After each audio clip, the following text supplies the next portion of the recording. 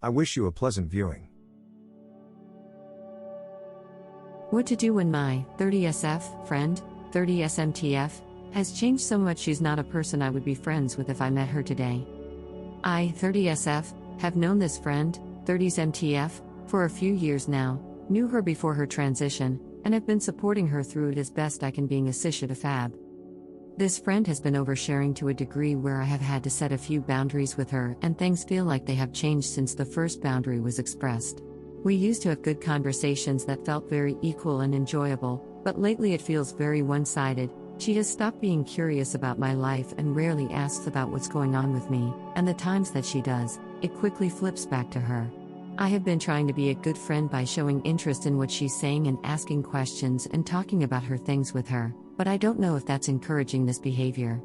At this point it feels like she just talks at me, and the times she does ask about my life feel very hollow. Even if I try to start a conversation and show her something I'm working on, rather than ask me what I'm doing or comment on it, she responds by talking about what she's working on and sending me a bunch of selfies, without showing any interest in what I'm doing. Everything goes back to her almost immediately. She has also changed quite a bit in terms of how she expresses her personality. Her main focus now seems to be on superficial qualities such as clothing, hair, and makeup, and a very specific idea of what those mean in her new body. In brief comments here and there, she has been reinforcing gender stereotypes that I have fought against my entire life. Women are weak, to be feminine you must wear high heels, etc.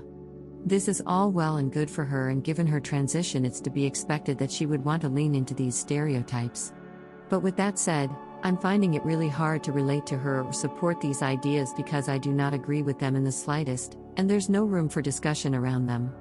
I also have never really been much into hair and makeup, and it has become clear to me that we have very different ideas of what stylish and flattering clothing is, so we can't really relate on that level either.